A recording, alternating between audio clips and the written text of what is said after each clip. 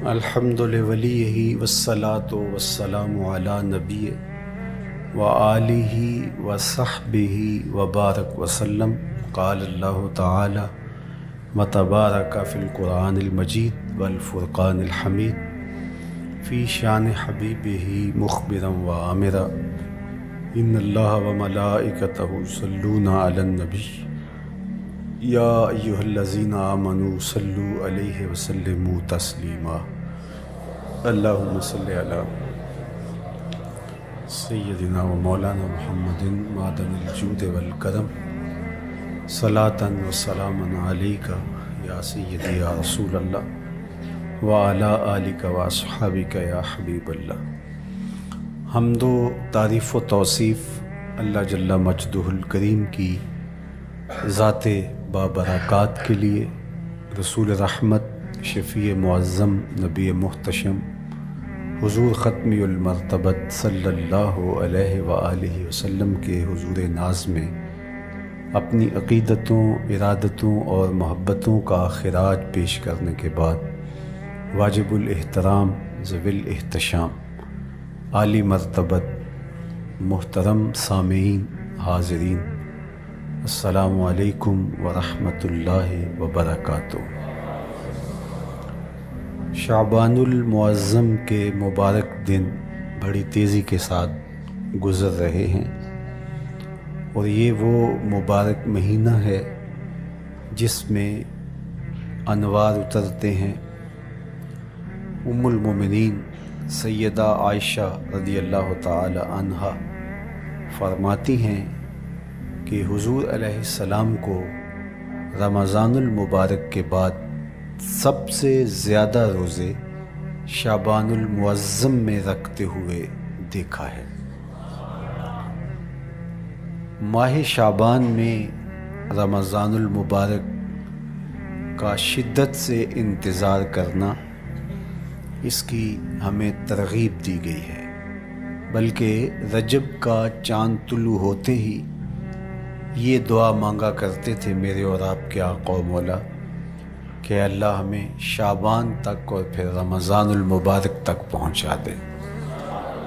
اس مہینے کا آنے والے موسم نور کا استقبال کرنا، اس کے شوق میں بے تابیوں کا اظہار کرنا، یہ اللہ جل شانہ کے ساتھ محبت کی علامت ہے۔ شعبان المعظم کے دن گن گن کے گزارے جائیں کہ اتنے دن رہ گئے ہیں رمضان المبارک میں، اب اتنے دن رہ گئے ہیں رمضان المبارک میں۔ انسانی ذہن میں یہ سوال پیدا ہو سکتا ہے کہ متعینہ وقت پر تو اس مہینے نے آنا ہی ہے، اور اگر زندگی موجود رہی تو اس کو پا ہی لیں گے، تو اس شدت سے انتظار کرنے کا کیا مطلب؟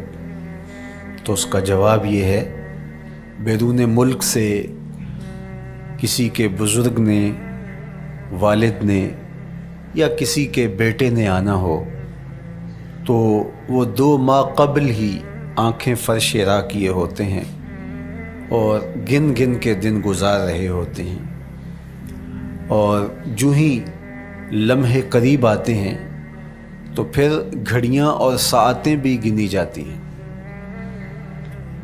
بار بار گھڑی دیکھتے ہیں، ابھی تک پہنچے نہیں، جبکہ یہ طے ہے کہ 5:02 پہ فلائٹ اترے گی۔ تو بار بار گھڑی دیکھنے کا مطلب لاہور سے 2 گھنٹے یہاں گجرانوالہ میں پہنچتے ہوئے لگیں گے، لیکن ہر 10 منٹ کے بعد کہ ذرا پتہ کرو کہاں تک پہنچے ہیں۔ کیا مطلب اس کا؟ مطلب اس کا یہ ہے کہ جب سینے میں کسی کا انتظار رکھا ہوا ہو تو پھر بے تابیاں، بے چینیاں، اضطراب موجود ہوتا ہے۔ ہم دنیا کے لوگوں کے ساتھ جو ربط و رشتہ رکھتے ہیں اس کے مطابق ان کا انتظار ہوتا ہے۔ کچھ آنے والے ایسے بھی ہوتے ہیں جنہوں نے ہمیں بتایا ہوتا ہے کہ فلاں دن ہم پہنچیں گے، اور وہ دروازے پہ دستک دے رہے ہوتے ہیں اور ہم سو کے اٹھ رہے ہوتے ہیں، اور اچانک جب پتہ چلتا ہے کہ فلاں باہر دروازے پہ دستک دے رہے ہیں تو ہم استقبال تو کر رہے ہوتے ہیں، لیکن ہمارے ذہن میں یہ بھی ہوتا ہے وہ میں بھول گیا، تو اب تو یہ کام بھی میرے ذمے ہے، تو مجھے یاد آ گیا ہوتا۔ تو جن لوگوں کے لیے دل میں محبتوں کی جگہ ہو تو ان کے لیے پھر سارے کام مؤخر کر کے ان کے استقبال کیے جاتے ہیں۔ یہ مہینہ اللہ کی رحمتوں کا موسم بہار ہے، چھم چھم رحمتیں برستی ہیں، انوار اترتے ہیں، گناہ گاروں کو آتش دوزخ سے نجات بخش دی جاتی ہے۔ تو اس کا استقبال کرنا، اس کے لیے انتظار کرنا، گن گن کے دن گزارنا، لمحے اور ساعتیں بسر کرتے ہوئے بار بار ماہ صیام کا ذکر کرنا، یہ اس مہینے کے ساتھ محبت کی دلیل ہے، اور اس مہینے کے ساتھ محبت اللہ سے محبت کی دلیل ہے۔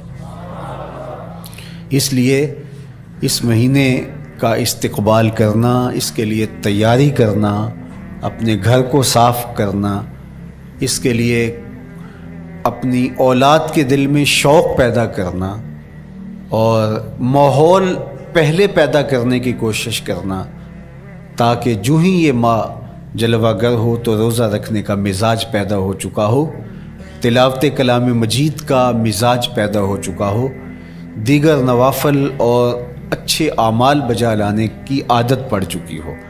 تو شعبان میں ہی اس کی تیاری ہوتی ہے، تاکہ رمضان المبارک آتے ہی ہم پوری طرح سے مستعد اور فعال ہو کر کے اس مہینے کی برکتوں کو سمیٹ لیں۔ اللہ کے محبوب علیہ السلام نے ارشاد فرمایا کہ جب ماہ صیام آتا ہے فتحت ابواب الجنہ، تو جنت کے 8 دروازے کھول دیے جاتے ہیں۔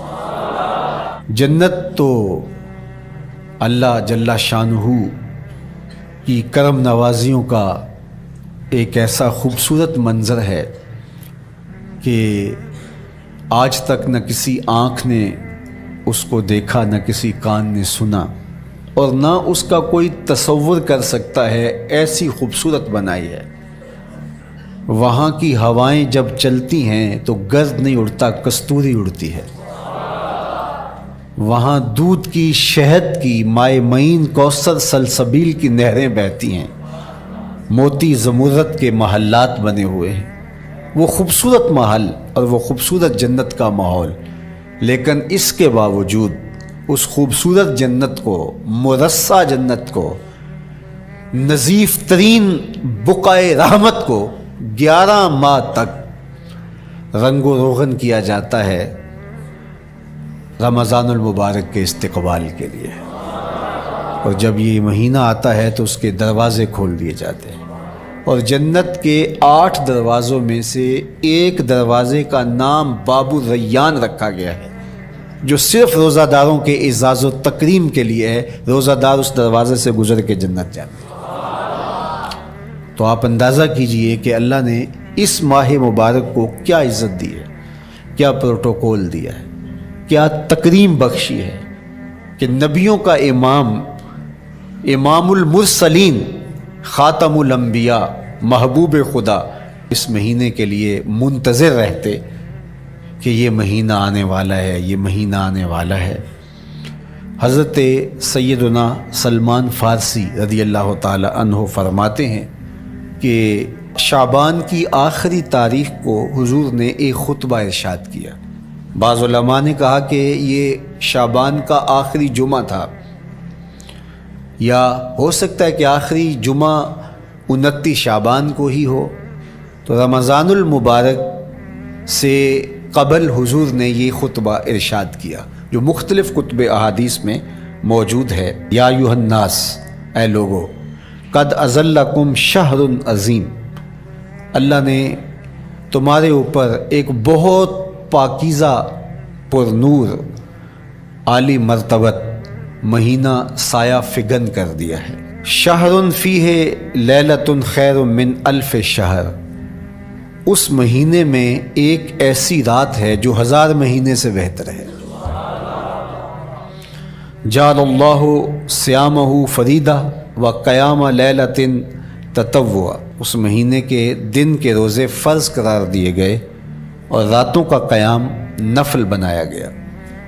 تراویح کی صورت کے اندر راتوں کے قیام کا ماحول پیدا ہوتا ہے، صلاۃ اللیل پڑھی جاتی ہے، نوافل پڑھے جاتے ہیں کثرت کے ساتھ۔ یہ اس مہینے کی شانیں ہیں، یہ اس مہینے کی رونقیں ہیں۔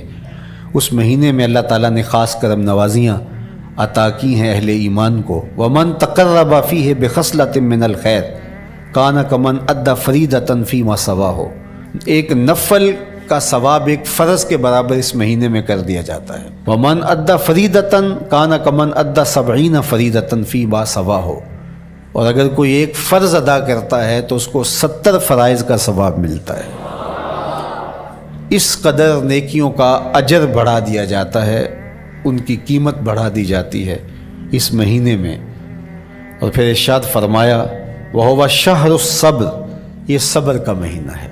ہونے کے باوجود بھی انسان تناول نہیں کرتا، ٹھنڈا میٹھا مشروب میسر ہے اور زبان کانٹا بن گئی، حلق خشک ہو گیا، لیکن اس کے باوجود بھی ایک گھونٹ حلق سے نیچے اتارنے کا روادار نہیں ہوتا۔ وضو کرتے بھی احتیاط کرتا ہے کوئی قطرہ آب حلق سے نیچے نہ ٹپک جائے، تو یہ صبر سکھاتا ہے۔ جب ہو بھی تو انسان اس سے گریز کرے، تو جب ہوگا نہیں تو پھر انسان صبر کا عادی بن جاتا ہے، تو یہ صبر کی عادت ڈالتا ہے۔ یہ شہر الصبر ہے۔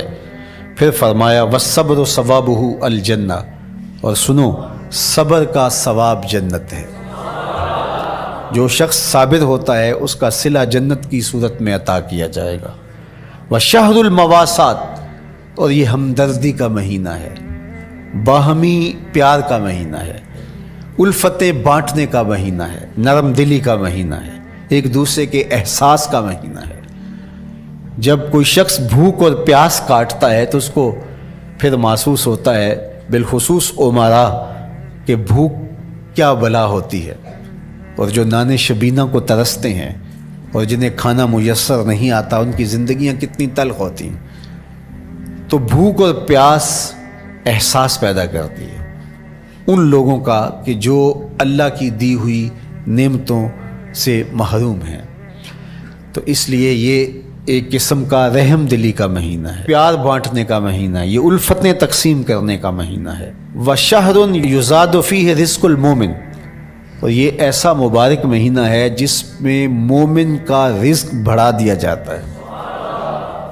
روزہ کھانا بچانے کے لیے یہ اخراجات کم کرنے کے لیے نہیں ہے، بلکہ اس میں آپ کا رزق اور بڑھ جاتا ہے۔ ایسی ایسی نعمتیں کھانے کو ان لوگوں کو بھی نصیب ہو جاتی ہیں عام دنوں میں جو ان کا مقسوم نہیں ہوتی۔ دسترخوان لگتے ہیں، افطاریاں ہوتی ہیں، سحری کے لمحات ہوتے ہیں، کوئی کسی کو ویسے کھانا کھلائے تو اس دسترخوان پہ کھانے کے لیے آنا اس کا اور رنگ ہوتا ہے، لیکن افطار کا دسترخوان جب بچھتا ہے اور لوگ جب اس کے اوپر آتے ہیں، امیر بھی آتے ہیں، غریب بھی آتے ہیں، تو اللہ کی دی ہوئی نعمتیں جو دسترخوان پہ پڑی ہوتی ہیں ان کو اٹھاتے ہیں، کام و دہن کی تسکین کا سامان کرتے ہیں، عزت نفس بھی مجروح نہیں ہوتی اور طرح طرح کی نعمتیں کھانا بھی دستیاب ہو جاتی ہیں۔ تو یہ ایک مہینہ ہے مواسات کا، اس میں رزق بڑھ جاتا ہے، غرباء تک بھی اللہ کی نعمتیں وہ پہنچتی ہیں جو عام دنوں میں ان کو میسر نہیں ہوتی، اور امراء بھی نعمتوں کا لطف لیتے ہیں، نعمتوں کا مزہ انہیں آتا ہے، اس لیے کہ بھوک کاٹنے کے بعد جب ان کو نعمت میسر آتی ہے تو پھر انہیں احساس ہوتا ہے۔ جو شخص ہر وقت سیراب رہتا ہے تو اس کو کیا پتہ کہ شدید بھوک کے بعد کھانے کا لطف کیا ہوتا ہے۔ سخت پیاس کے بعد میٹھا اور ٹھنڈا مشروب جب رگوں کو تر کرتے ہوئے معدے تک پہنچتا ہے تو اس کی تراوت، اس کی ٹھنڈک، اس کی لذت، اس کا کیف و سرور، اس کی عذوبت کس طرح راحت بخشتی ہے۔ اسی لیے میرے اور آپ کے آقا و مولا نے ایک دوسرے مقام پہ ارشاد فرمایا للصائم فرحتان، فرحۃ عند فطرہ و فرحۃ عند لقاء ربہ۔ روزے دار کے لیے دو خوشیاں ہیں، ایک خوشی اسے تب ملتی ہے جب وہ روزہ افطار کرتا ہے. وہ لمحے مسرتوں کے ہوتے ہیں، ایک روحانی احساس ہوتا ہے. اتنا لمبا دن، اتنا سخت دن، گرمی کی شدت، مالک تیرا شکر ہے لمحہ اختتام پہنچا اور یہ اتنا لمبا دن تیرے حکم کی تعمیل کرتے ہوئے بسر ہو گیا.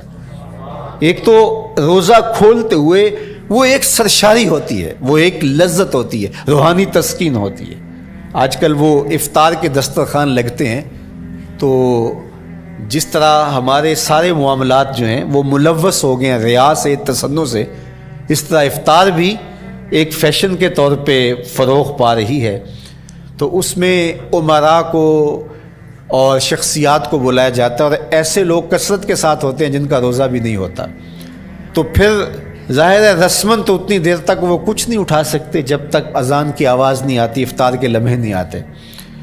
تو اس وقت جو روزہ دار ہوتا ہے جب وہ مشروب لے رہا ہوتا ہے، جب وہ کوئی لقمہ اتار رہا ہوتا ہے، تو اس کی جو فرحت ہوتی ہے، اور جس نے روزہ نہیں رکھا اور وہ بھی افطار کے دسترخوان پہ بیٹھا ہے، تو کیا اس کو کوئی روحانی حظ، کوئی سرور، افطار کے لمحوں کا کوئی لطف مل سکتا ہے؟ وہ بیچارہ کتنا بے چین ہوتا ہوگا کہ یہ شخص ہے کمزور ہے، سارا دن مزدوری کر کے آیا ہے اور اس کا بھی تو سارا دن گزر گیا بھوک اور پیاس سے، اور میں صحت مند ہوں اور سارا دن ٹھنڈے ماحول میں رہا ہوں اور مجھے توفیق نہیں ملی. تو وہ گھونٹ کتنے مشکل اس کے لیے ہوتے ہوں گے. اور روزہ دار کے لیے کس قدر وہ آسودہ بخش لمحے ہوتے ہیں کہ جب اس کو یہ مسرت ہو رہی ہوتی ہے کہ مالک تیرا شکر، گرم موسم، زباں کانٹا، حلق خشک، اور تو نے تکمیل تک لمحے پہنچائے اور میرا دن خیریت سے گزر گیا. تو وہ اس کے لیے ایک خوشی کا لمحہ، روحانی مسرت کی کیفیت.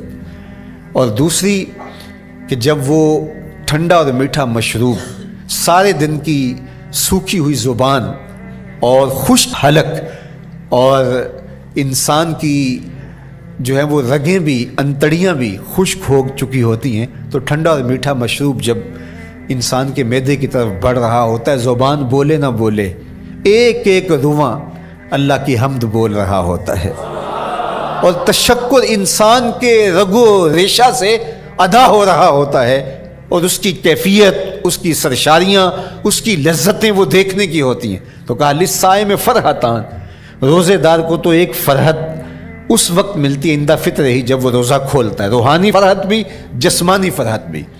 وفرحۃ عند لقاء رب، اور دوسری فرحت اور دوسری خوشی اسے تب ملے گی جب اس روزے کے صلے میں اللہ تعالیٰ اپنے رخ انور سے پردہ اٹھا دے گا اور روزہ دار کو اپنے دیدار کی دولت عطا کرے گا. تو وہ پھر منظر دیکھنے والا ہوگا، روزہ دار کی آنکھیں ٹھنڈی ہو جائیں گی. اصل افطار تو وہ ہوگی نا، اللہ اکبر، اصل تو شربت دیدار ملے گا جو روح کی پیاس بجھا دے گا، جو من کی بھوک مٹا دے گا. تو کہا للصائم فرحتان، فرحۃ عند فطرہ وفرحۃ عند لقاء رب. روزہ دار کے لیے دو خوشیاں ہیں.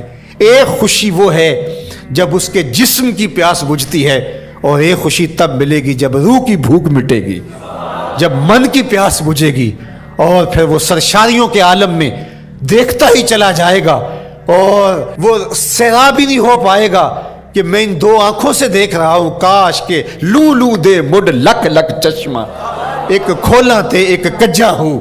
وہ اس آرزو میں ہوگا کہ میرا رواں رواں آنکھ بن جائے اور میں اس دیدار سے فیضیاب ہوتا چلا جاؤں. تو وہ کیا لمحے ہوں گے، وہ کیا گھڑیاں ہوں گی، وہ کیا ساعتیں ہوں گی. کوئی لفظ نہیں ہے جن لفظوں میں ان حقیقتوں کو بیان کیا جا سکے، اس لیے کہ وہ منظر ہی وراء الورا ہوگا. تو روزہ دار کو فرحت ملتی ہے جب وہ روزہ کھولتا ہے. تو فرمایا وَشَهْرٌ يُزَادُ فِيهِ رِزْقُ الْمُؤْمِنِ، اس میں مومن کا رزق بڑھا دیا جاتا ہے. وَمَنْ فَطَّرَ فِيهِ صَائِمًا كَانَ مَغْفِرَةً لِذُنُوبِهِ، جس نے روزہ دار کا روزہ افطار کروایا. اللہ کے محبوب فرماتے ہیں کہ ایک تو خود روزہ رکھا، اور دوسری سعادت یہ ہے کہ ماہ سیام میں روزہ دار کا روزہ افطار کروایا. آپ شریعت بیضاء کو بنظر عمیق مطالعہ کر کے دیکھیں. ماہ سیام میں بہت زیادہ اس بات پہ زور دیا گیا ہے کہ روزہ افطار کرواؤ. اپنے گھر میں بیٹھ کر کے روزہ افطار کر لینا یہ بھی سعادت مندی ہے، روزہ نصیب ہو جائے.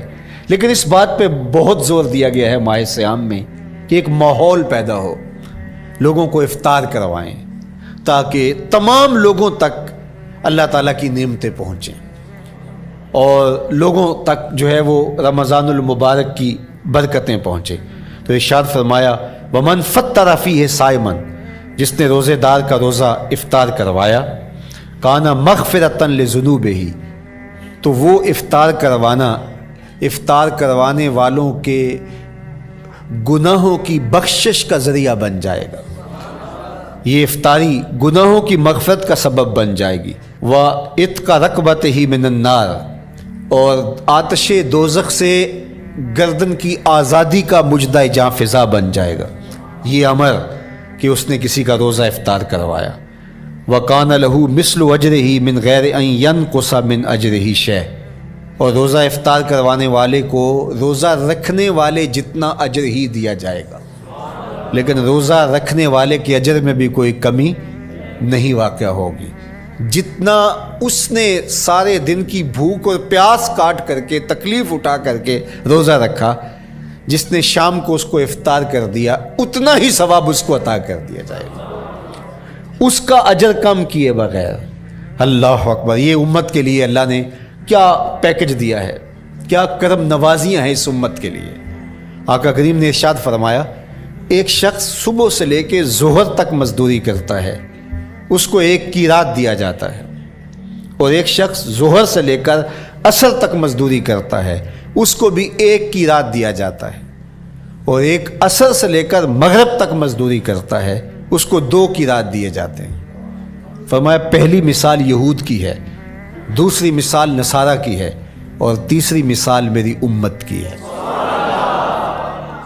یہودیوں نے اور عیسائیوں نے اس پہ اعتراض کیا کہ ہمارا اجر کیوں تھوڑا ہے، تو میرے اور آپ کے آقا و مولا نے فرمایا تمہارا تھوڑا نہیں، ہمارا زیادہ ہے. آج کل اگر 1000 روپیہ مزدوری چلتی ہو مزدور کی، تو کوئی شخص صبح سے شام تک ایک شخص سے مزدوری کروائے اور 1000 روپیہ دے دے، اور دوپہر کو اڈے سے جا کے ایک مزدور اور لے آئے، شام کو اس کو بھی 1000 روپیہ دے آئے، اور ایک شخص کو عصر کے وقت لائے اس کو 2000 روپیہ دے دے، تو 1000 والا کہے کہ میرے سے زیادتی ہوئی ہے، تو اس سے زیادتی تو نہیں ہوئی، اسے تو پوری مزدوری دی گئی ہے. اب اس پہ مہربانی ہوئی ہے، اس پہ رحمت ہوئی ہے. تو کہا یہود اور نصارہ کی یہ مثال ہے، ایک صبح سے ظہر تک مزدوری کرے اس کو 1 قیراط، ایک ظہر سے عصر تک مزدوری کرے اس کو بھی 1 قیراط، اور تیسرا بہت تھوڑا وقت عصر سے مغرب تک مزدوری کرے اس کو 2 قیراط. کہا یہ امت محمدیہ علی صاحب الصلوات کو دیا گیا نور ہے. تو ایک شخص نے سویر سے لے کر شام تک روزہ رکھا، بھوک کاٹی، پیاس کاٹی، سخت شدت کی گرمی سہی، اور ایک شخص نے شام کے وقت اس کو روزہ افطار کروا دیا. اور سنو حضور علیہ الصلوۃ والسلام کا فرمان، جب حضور نے فرمایا کہ اس کو پورا اجر ملے گا پہلے کے اجر کو کم کیے بغیر، تو صحابہ کا تو دل تڑپنے لگا کہ یہ کتنی بڑی بات ہے. اب آپ جانتے ہیں کہ یہ زمانہ ایسی معاشی خوشحالیوں کا نہیں تھا، لوگوں کے پاس تو نان شبینہ بھی میسر نہیں ہوتا تھا. تو صحابہ نے جو سوال کیا، قالوا یا رسول اللہ صلی اللہ علیہ وسلم، انہوں نے کہا اے اللہ کے پیارے رسول صلی اللہ علیہ وسلم، لیسا کلنا یجد ما یفطر الصائم، ہم میں سے تو ہر بندہ یہ طاقت نہیں رکھتا کہ روزہ دار کو روزہ افطار کروا دے. تو یہ اتنی بڑی سعادت، تو یہ تو پھر اہل زر ہی یہ سعادت حاصل کر پاتے ہیں. ہمارے جیسے لوگ تو پھر جو مال و دولت نہیں رکھتے تو وہ تو پھر یہ سعادت نہیں حاصل کر پائیں گے. تو میرے اور آپ کے آقا و مولا نے کیا فرمایا؟ قال، حضور نے ارشاد فرمایا یؤتی اللہ ھذا الثواب، یہ ثواب اللہ اسے شخص کو بھی عطا کرے گا. من فطر صائما علی مزقۃ لبن او تمرۃ او شربۃ من ماء، فرمایا کہ یہ اجر اللہ اس کو بھی عطا کرے گا جس نے کسی کا روزہ 1 گھونٹ دودھ سے کھلوا دیا، یا 1 کھجور سے کھلوا دیا، یا پانی کے 1 گھونٹ سے اس کا روزہ افطار کروا دیا. لازمی نہیں ہے کہ دسترخوان سجا ہو، انواع اقسام کے کھانے پڑے ہوں اور وہ افطاری ہی افطاری قرار پائے گی۔ جس نے کسی کو وہاں باہر ٹوٹیوں سے پانی کا گلاس بھر کے، کٹورا بھر کے سادہ پانی بھی پیش کر دیا تو اس کو بھی ثواب مل جائے گا۔ کتنا ثواب ملے گا؟ پورا روزہ رکھنے کا ثواب اس کو ملے گا۔ کتنی رحمتوں کی لوٹ سیل لگی ہے۔ کوئی ایسے بھی بانٹتا ہے، کوئی ایسے بھی کرم نوازیاں ہوتی ہیں، لیکن میرے رب کے خزانے کتنے کھلے ہیں۔ میں نے مدینہ المنورہ میں ایک شخص کو دیکھا کہ وہ روزے کے وقت وہاں سے ہی گلاس لیتا اور زمزم سے بھرتا اور روزہ داروں کے آگے رکھتا چلا جاتا، اور روزانہ اس کا یہ عمل ہوتا۔ نماز عصر کے بعد شروع ہوتا، جتنی اس کی پہنچ ہوتی ہر ایک کے آگے رکھتا چلا جاتا۔ پانی بھی وہاں سے لیا، گلاس بھی وہاں سے لیا۔ اللہ اکبر! فرمایا دودھ کا ایک گھونٹ یا پانی کا ایک گلاس یا ایک کھجور اس نے کسی کو پیش کی اور اس نے اس سے روزہ کھولا، اللہ کے محبوب فرماتے ہیں پہلے کے اجر میں بغیر کسی کمی کے اس کو پورا پورا ثواب روزے کا نصیب ہوگا۔ اللہ اکبر! اب سنو، پھر حضور نے ارشاد فرمایا ومن اشبع صائمن، اور جس نے صحیح اہتمام کے ساتھ روزے دار کو اچھا کھانا کھلایا، اچھی پرتکلف افطاری دی، سقاہ اللہ من الحوض شربتا لا یظمأ حتی یدخل الجنہ، اس کو حوض کوثر سے ایسا جام ملے گا کہ اس کو کبھی پیاس نہیں ملے گی یہاں تک کہ جنت میں چلا جائے گا۔ اللہ اکبر! اس کو کوثر کے جام نصیب ہوں گے حشر کی گرمی میں۔ اور آپ کو معلوم ہے، علماء سے آپ نے بارہا سنا ہوگا کہ جام کوثر جس نے ایک بار پی لیا پھر 50,000 سال کے دن میں اس کو دوبارہ پیاس نہیں لگے گی۔ یہ جام کوثر کی خصوصیت ہے۔ فرمایا وَهُوَ شَهْرٌ أَوَّلُهُ رَحْمَةٌ، یہ وہ مہینہ ہے جس کے پہلے 10 دن رحمت ہیں اور اس کا درمیانی عشرہ مغفرت ہے، وَآخِرُهُ عِتْقٌ مِّنَ النَّارِ، اور اس کا آخری عشرہ جو ہے وہ آتش دوزخ سے نجات کا ضامن ہے۔ فَاسْتَكْثِرُوا فِيهِ مِنْ 4 خِصَالٍ، کہا کہ 4 کام اس مہینے میں کثرت کے ساتھ کرو۔ خصلتان ترضون بہما ربکم، 2 کام تو وہ ہے جس سے تم اپنے رب کو راضی کرو گے۔ وخصلتان لا غنا بکم عنہما، اور 2 کام ایسے ہیں کہ ان سے بے نیاز نہیں ہو سکتے تو وہ تمہیں کرنے پڑیں گے۔ اما الخصلتان اللتان ترضون بہما ربکم، وہ 2 خصلتیں، 2 کام جن کے ذریعے سے تم اپنے رب کو راضی کر سکو۔ فشہادت اللہ الہ الا اللہ، وہ گواہی دینا ہے لا الہ الا اللہ، وتستغفرونہ، اور تم کثرت سے استغفار کرو، اللہ سے بخشش مانگو۔ یہ 2 کام تم نے کرنے ہیں۔ وَأَمَّا الْخَصْلَتَانِ اللَّتَانِ لَا غِنَىٰ بِكُمْ عَنْهُمَا، اور وہ چیزیں جن بغیر تمہیں چارہ نہیں ہے۔ فَتَسْأَلُونَ الْجَنَّةَ وَتَعُوذُونَ مِنَ النَّارِ، اللہ سے جنت طلب کرو اور دوزخ سے پناہ مانگو۔ تو یہ 2 کام جو تمہاری ضرورت ہے تم اس مہینے میں کثرت کے ساتھ کرو۔ تو یہ مہینہ رحمتوں کی لوٹ سیل کا مہینہ ہے، یہ کرم نوازیوں کے امٹتے ہوئے دھارے ہیں، یہ سیل رحمت ہے جو کہ من کی سیرابی کا سبب اور ذریعہ ہے۔ خوش نصیب ہیں جو ماہ صیام کو خوبصورتی کے ساتھ بسر کرتے ہیں، اس کے آنے سے پہلے استقبال کرتے ہیں، گھروں میں صفائی کریں، اہتمام کریں، مساجد میں اہتمام کریں، تاکہ بچوں میں یہ شوق پیدا ہو کہ ماہ صیام آ رہا ہے۔ جب ہم بچے تھے تو ہمارے والدین رمضان المبارک سے قبل ہی رمضان المبارک کی تیاریاں شروع کر دیا کرتے تھے۔ اس وقت گھر میں شربت تیار ہوا کرتے تھے گڑ کے، اور وہ پہلے ہی مائیں گھر میں تیاری کرنا شروع کر دیا کرتی تھی۔ ایک شوق پیدا کرنا مقصود ہوتا ہے۔ تو کچھ چیزیں ایسی ہیں کہ آرڈر لکھیں اور 1 سیکنڈ میں گھر پہنچ جائے، لیکن کچھ چیزیں یہ جو ہے وہ تیار کرنی چاہیے، شوق پیدا ہو۔ گھروں کے اندر ماؤں کو چاہیے کہ افطاری کو اہتمام کے ساتھ تیار کریں تاکہ بچوں کو شوق پیدا ہو اور یہ ایک ماحول پیدا ہو، قرآن مجید کی تلاوت کا ماحول پیدا ہو، جاگنے سونے کے جو ہے وہ شیڈول مرتب کیے جائیں، مساجد کی آبادی کا سامان کیا جائے۔ پچھلے سال تو بڑا اداس رمضان گزرا، اس لیے کہ کرونا کے حوالے سے جس طرح ملکی حالات تھے وہ آپ کے سامنے تھے۔ اس مرتبہ الحمدللہ اس طرح کے حالات نہیں ہوں گے، کچھ SOPs کو آپ کو فالو کرنا ہوگا، لیکن مسجدوں کی انشاءاللہ رونقیں بحال رہیں گی، اور صلاۃ التراویح اور سحر و افطار کے لمحے، نوافل، تسبیحات، اذکار، نمازوں میں 5 گانہ حاضریاں، یہ کیسا خوبصورت ماحول ہوتا ہے، رحمتیں برس رہی ہوتی ہیں، انوار اتر رہے ہوتے ہیں، اور وہ کیا خوبصورت لمحے ہوتے ہیں اور کیا گھڑیاں ہوتی ہیں۔ انشاءاللہ امسال مرکز مصطفیٰ کے اندر صلاۃ التراویح کے لیے خاص طور پہ ہم اہتمام کر رہے ہیں۔ میری آرزو تھی کہ جب مرکز کی تکمیل ہو تو پھر رمضان المبارک کا اہتمام کے ساتھ جو ہے وہ ہم انتظام و انصرام کیا کریں گے، چونکہ اس سے قبل بہت سارے تعمیراتی کاموں کی وجہ سے ہم الجھے رہتے تھے، لیکن اللہ کے فضل سے اب مرحلہ اول کی تکمیل ہو گئی اور مرحلہ ثانی کی طرف ہم بڑھنے والے ہیں۔ تو اس رمضان المبارک کے اندر ہمارے لیے بیٹھنے کی جگہ، خواتین کے لیے انتظام، افطار کے لیے، سحر کے لیے، دوستوں کے لیے انشاءاللہ خوبصورت اہتمام ہوگا۔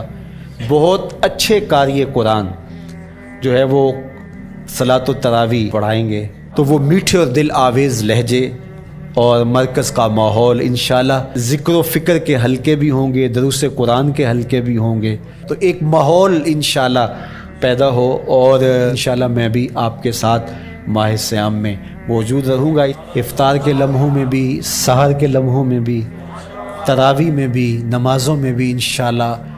اور پھر جب ہم ہوں گے تو ماہ صیام ہوگا، رحمت کی گھڑیاں ہوں گی، اترتے ہوئے انوار ہوں گے، محبتوں کا ہجوم ہوگا، افطار کے میلے ہوں گے، سحری کے خوشگوار لمحے ہوں گے، قرآن کی دل نواز صدائیں ہوں گی، اور مرکز مصطفیٰ کا نورانی پرکیف سرمدی ماحول ہوگا۔